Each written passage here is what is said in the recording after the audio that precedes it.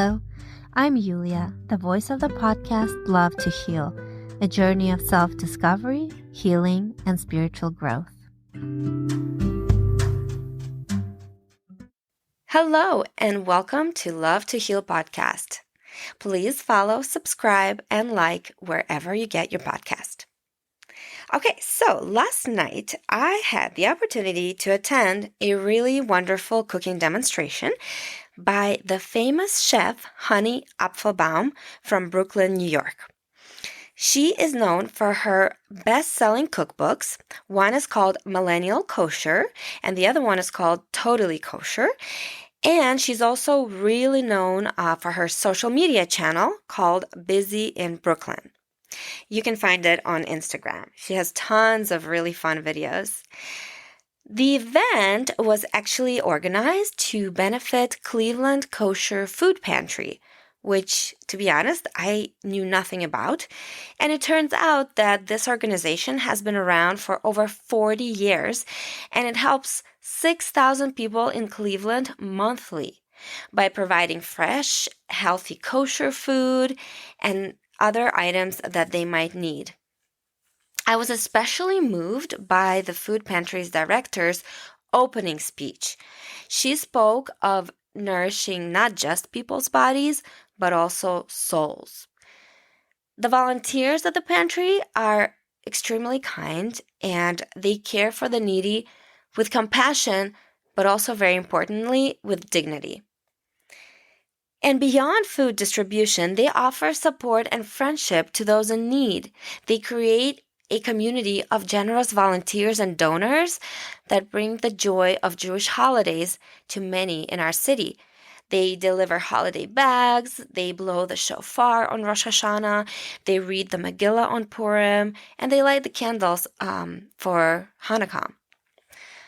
So after the opening words and a little video that we watched about the kosher food pantry, we all read a prayer together to honor those who have lost their lives in the war in Israel and also for the hostages that have yet to return home. After the prayer, it was time for the cooking demonstration. Chanie prepared 3 dishes that really wowed us all with her artistic culinary vision. Because it is soon Purim, the recipes she chose were influenced by Persian cuisine. The Purim story, for those who don't know, took place in ancient Persia. First up was the jeweled hummus with saffron, garlic, cumin, lemon juice, and a generous portion of tahini.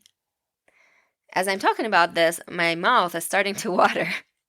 It was really good. I'll tell you more about it.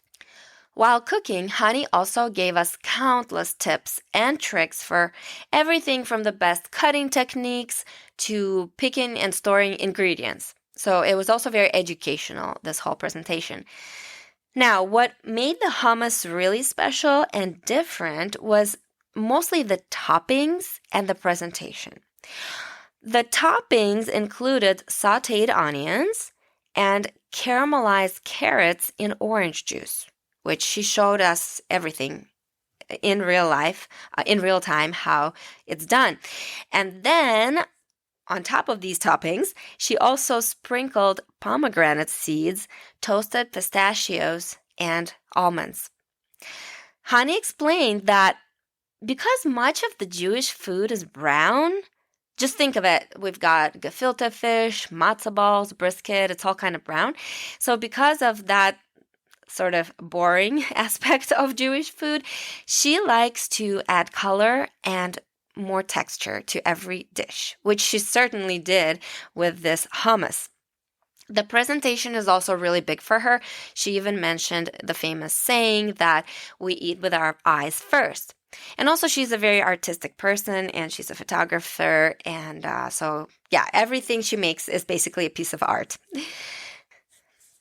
Then she moved on to cook the arayas, which consists of a ground beef stuffed pita and all kinds of pickled sides. Again, with Purim approaching, the triangular shape is a symbol of Haman's hat, and it is a way to celebrate the resilience of Jewish people. So the stuffed pitas were cut into triangles and grilled on all sides. I'm definitely going to attempt to replicate this dish at home. It was really good. Next up was the dessert. Hani prepared a beautiful marbled halva mousse, and she sprinkled it with freeze-dried rose petals. I mean, just wow. This was truly one-of-a-kind dessert that I probably will not make because I'm lazy when it comes to making sweets. But if you're into slightly more complex and unique recipes and you like halva, you should give it a try.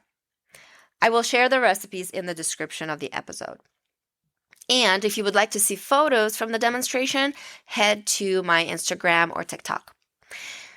And now I'd like to share some of my takeaways from this event.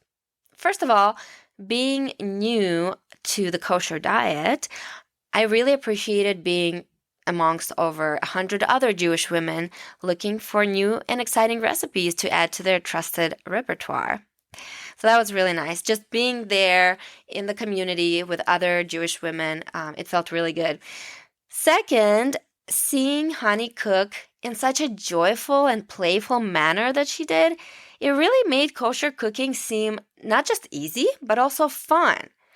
Because to me, as a newbie to all this, right now it's more of a challenge because all of a sudden there's a ton of ingredients that I can't combine together, or there's strict rules about which ingredients I pick and choose. So just seeing her doing her thing up there and just joking and telling us stories, it was really awesome, and it made me feel like, okay, I can really do this. And hey, we are truly lucky in today's day and age to have access to so many great and authentic ingredients, such as date honey. This one was totally new to me. I guess in Israel, date honey is actually more popular than bee honey because dates grow there abundantly. But this honey was used in the halva dessert. So that's how I found out about it. And we have so many dairy alternatives today that we didn't before. Or we also have meat that is not meat, right? Like the Impossible Burger. That's, you can still technically have your favorite dishes like the burger, but it doesn't have to be made out of meat. So that also makes things easier. Now, since the main dish of the evening was a meat dish, the dessert had to be dairy-free. So, in this case, Hani recommends using coconut products as a substitute for dairy milk and whipping cream, for instance. You can get it also, I didn't even know, but you can get coconut whipping cream. So she explained something very interesting about coconut oil too. I'll just mention it here because I found it really interesting. Some people don't like the taste of coconut, or maybe you just don't want that flavor to come through in some of the dishes. So what you can do is you can buy refined coconut oil as opposed to virgin or cold-pressed oil. And I had no idea because the latter completely does not taste or smell like coconut. So there you go. Since I was sitting next to our rabbi's daughter, we actually went to this event together. We drove together. I got to learn a few other things while chatting with her.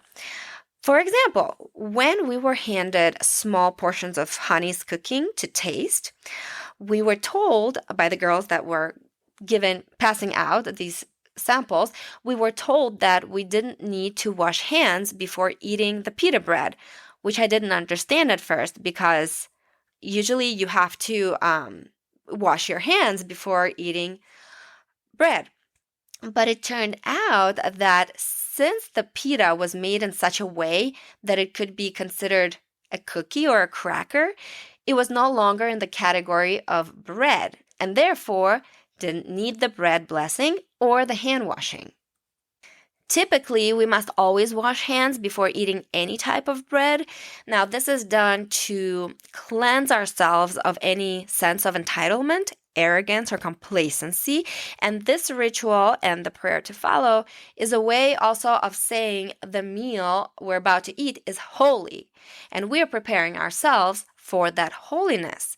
You have to understand that bread is considered holy in Judaism because it symbolizes sustenance and nourishment, representing God's provision for his people. So then my friend explained to me which blessings we did need to say, and there were several different ones because the dish included fruits and vegetables and grains. So we said, I think it was 3 blessings that we said all together. And everything was super yummy. And then after the demonstration concluded, we all headed into the lobby to take photos with Honey and to get our cookbooks signed, which of course I did. I bought her book, Totally Kosher, and I got it signed and I took a picture with her. Again, you can see all this on my social media. And once I got home, I started flipping through the cookbook. And let me tell you, this has to be the most beautiful cookbook I have personally seen. And I own a bunch.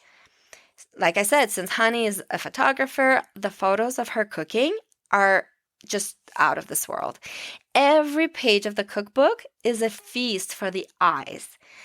I bookmarked a few recipes that I want to try out, but honestly, I want to try making them all. They all sound and look absolutely exquisite. So if you are interested in kosher cooking or are just looking to try something new, I highly recommend checking this chef out. You can find all the relevant links in the description of the episode. Thanks so much for listening, and I will leave you today with the blessing titled A Song of Ascents. This is the blessing that we recited before the cooking demonstration. Enjoy, and until next time. I lift up my eyes to the mountains. Where does my help come from? My help comes from the Lord, the maker of heaven and earth. He will not let your foot slip. He who watches over you will not slumber. Indeed, he who watches over Israel will neither slumber nor sleep. The Lord watches over you. The Lord is your shade at your right hand. The sun will not harm you by day, nor the moon by night. The Lord will keep you from all harm. He will watch over your life. The Lord will watch over your coming and going, both now and forevermore.